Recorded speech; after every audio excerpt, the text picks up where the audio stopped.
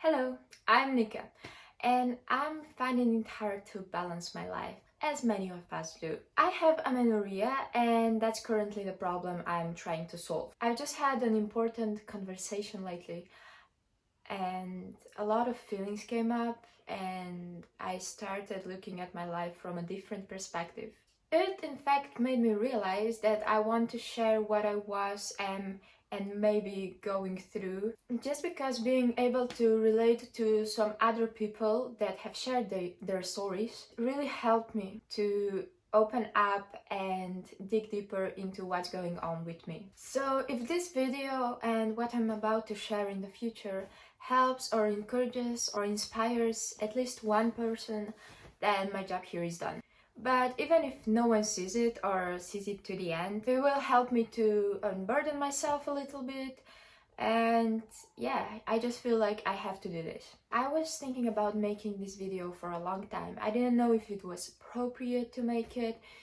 I'm sharing a lot of personal information, which is also it's kind of scary. Then I've also made some attempts on making this video that I deleted. And now I'm here and I'm actually making this. First of all, I just like to share my story, just the pure facts, what's been going on with me in the past and what led me to this moment here. So my story started in puberty, of course, when my body started changing. And I noticed that my arms were getting kind of fat, and also everyone else, parents, noticed. And yeah, because of that, I just wanted to do something active. I was never into sports. Professionally at least. And then around age of 15, 16, I got into CrossFit, and I was really happy at that time. I was healthy as well. I was finally moving my body a little bit, and yeah, everything was just going uphill. And then after maybe a year or two, I transitioned into Olympic weightlifting. There was not a lot of competition in Olympic weightlifting where I lived, and it would be pretty easy for me to win some competitions. Here's the thing, when you start to compete, you have to fit the categories in a lot of sports, not just Olympic weightlifting. So that's when the whole shenanigans started. In order to fit into a category, I had to lose some weight. And to do that, I was suggested to start a low-calorie, no-carb diet. And that's also how I got to know my fitness pal and calorie counting and so on. So I had to lose 5 kilos in a very short time. And during that time when I was losing weight, I was also training very intensely to be good for the competition. Yeah, so you can imagine, no carbs and training very intensely. Not a good combo. And for sure a lot of athletes can relate to this. Probably even more than I can myself, even though I went through it. So in this phase of preparations for the competitions, we were also advised not to drink water, so like we would be more dehydrated and weigh less, which is sadly pretty normal in all the competitive sports.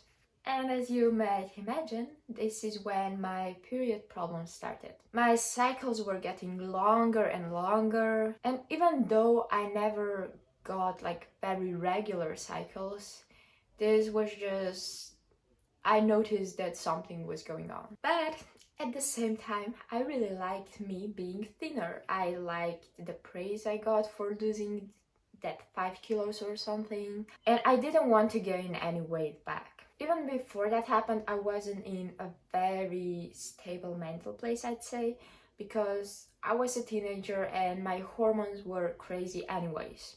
But after this food restriction started, the relationship with my body became very bad as well. Some things I did back then, I didn't even realize at the time. But now when I look back, I actually noticed that I was purging. I don't even know, was it intentional or unintentional? I know it sounds crazy, but it's true. It was, I don't even know. And I was binge eating because I was restricting myself so much. I was always tired, cold, depressed, all the good stuff basically. And from then on, my period never got back to normal. So basically, I didn't have my period for a long time. And when 4 months went by, I decided to finally go to a doctor, and then I went to a specialized doctor as well, to a gynecologist, and was diagnosed with PCOS. And in order for that not to get worse, I was advised by the doctor to lose some weight, do more sports, and yeah, you can imagine where that led to. And shortly after I went to the doctor, I got my period back. I only lost it for like about 4 or 5 months, and then I got a little bleeding, and after that it was my cycles were just very irregular, and when I did bleed it was only for 2 days, and then another 2 days after 14 days, and so on. And then the last year of high school, I think I was in the worst place mentally, and I really hated myself. I hated my body. I hated how I was thinking. It was just a mess, and I had really bad thoughts. And then the first year of uni happened. Know that I was still purging, but I was also binge eating like crazy, and I would eat anything. Like, I'm telling you, I would snack on a whole bag of granola, like the whole box, the whole entire box. Yeah, in that year, that was just before the pandemic started, I really hated how I looked. So actually, during pandemic, I was working out more consistently, I was eating better, and my relationship with food in general got a little bit better.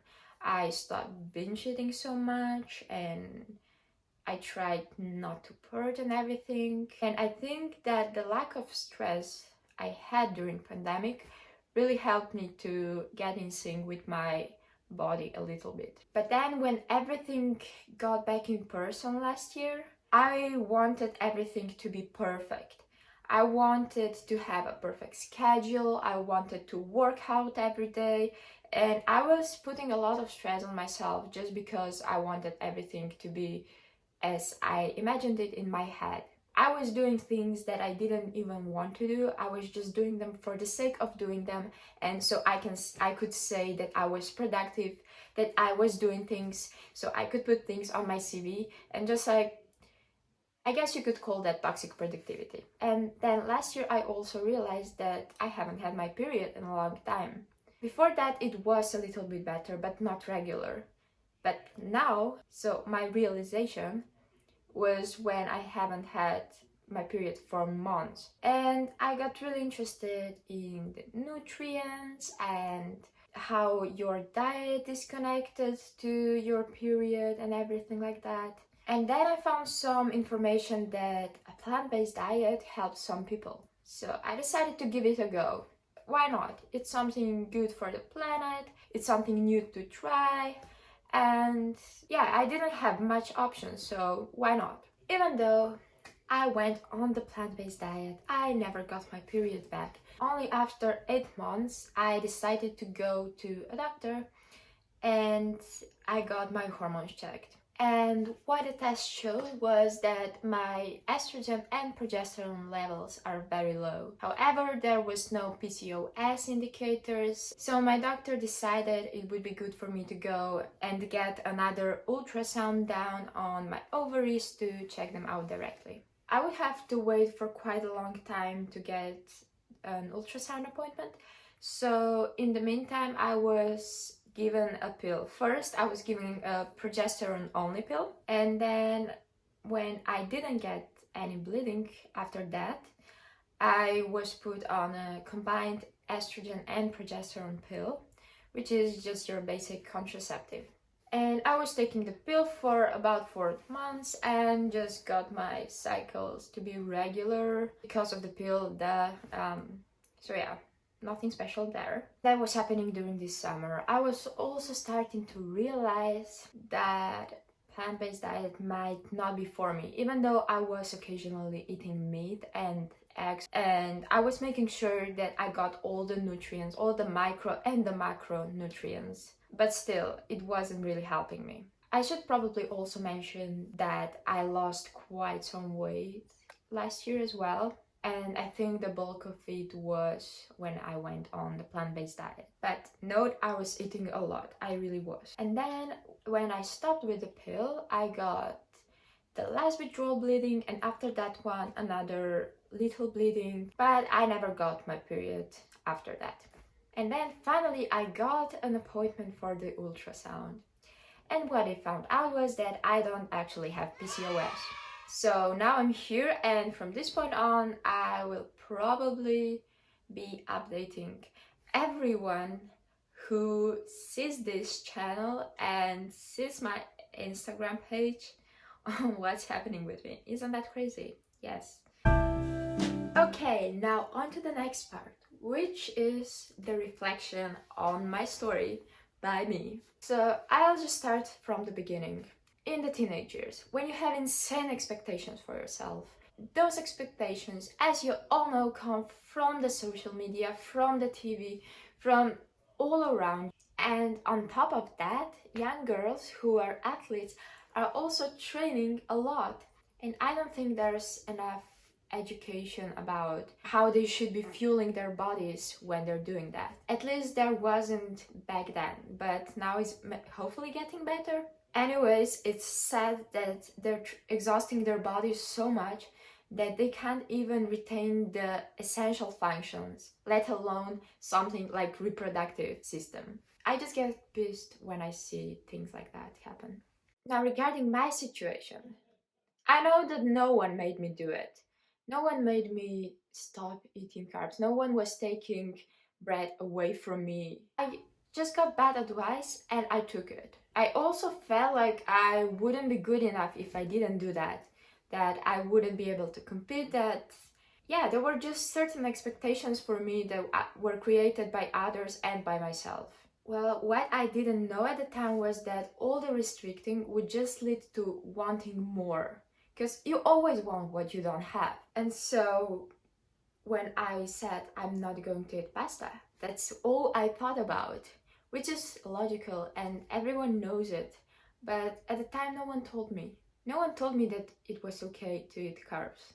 And now when I look back, I'm just realizing that the scale was my measure of how good I am, which is really sad. I was only happy when I looked at the number on the scale, and if it was low enough, I was happy. If it wasn't, I would be purging, I would be dehydrating myself, I would just be doing some stupid shit.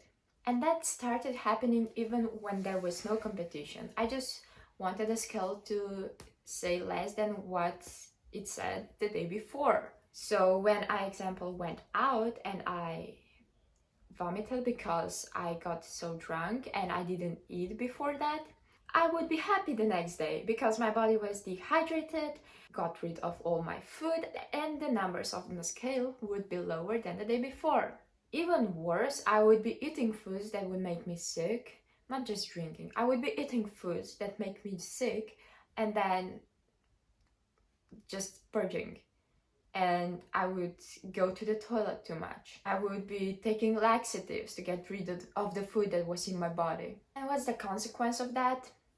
Well, yeah, my mind messed up, but I also have physical consequences. I messed up the conjunction between my esophagus and my stomach, and now I'm still carrying the consequences. It's almost impossible for me to eat something and then not feel it coming back up, which is...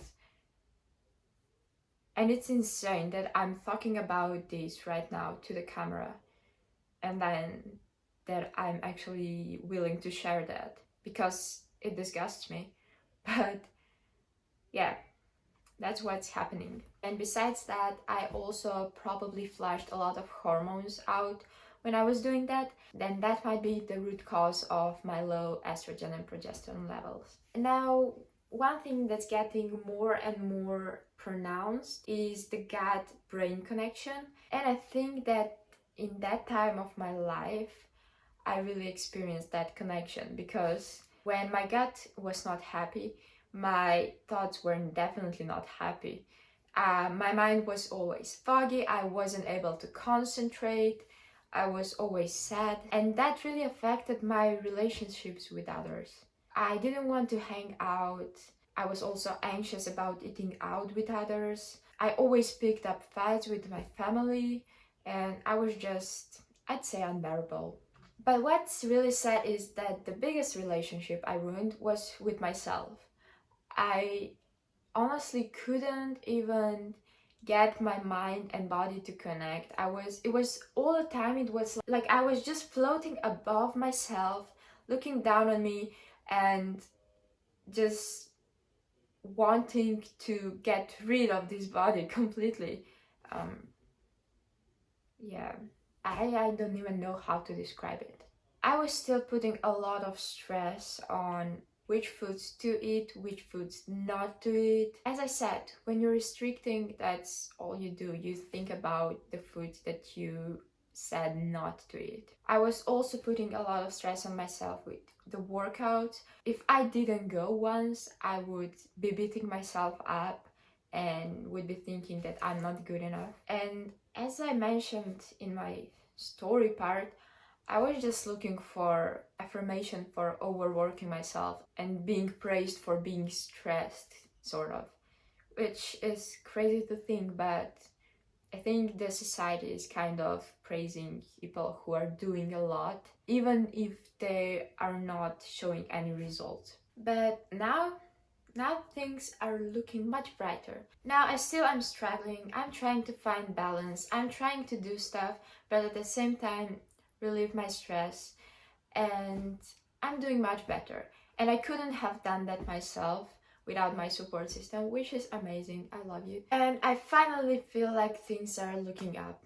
The fact that I'm actually doing this video tells me that that's true and that I'm actually talking about what's been happening. So yeah. And now what am I going to do now? Now that I've let all of this out, that I'm finally owning up to it. I really don't like treating the consequences like I'm doing with the pill. So right now I actually have a stock of pills, but I haven't decided to start taking them yet because I just want my real period back. I mean, I've always known everything in my head, but I'm actually slowly starting to apply what I already know to my behavior. It's really difficult once you're in that mindset, and if you're going through it, you know it. And at the moment, I'm listening to a lot of podcasts on the topic of women's health and so on. And I must say, it really helps me to move forward and do something about my situation. I especially need some inspiration to stop training my body so much and just eating more and not being concerned about how I look, because that's a big issue for me, because I really am not ever satisfied with how I look, like the majority of us probably. If I'm not happy now, I probably won't be happy when I'm thinner. I probably won't be happy when I'm thicker. I just won't be happy with myself if I'm not at this moment. So what I'm trying to do is just live my life and not worry about those things which are just taking a lot of my time. At the same time, I'm thinking of getting a coach, maybe a woman who's gone through a similar situation to me. Yeah, I'm just really positive and I want to get this going.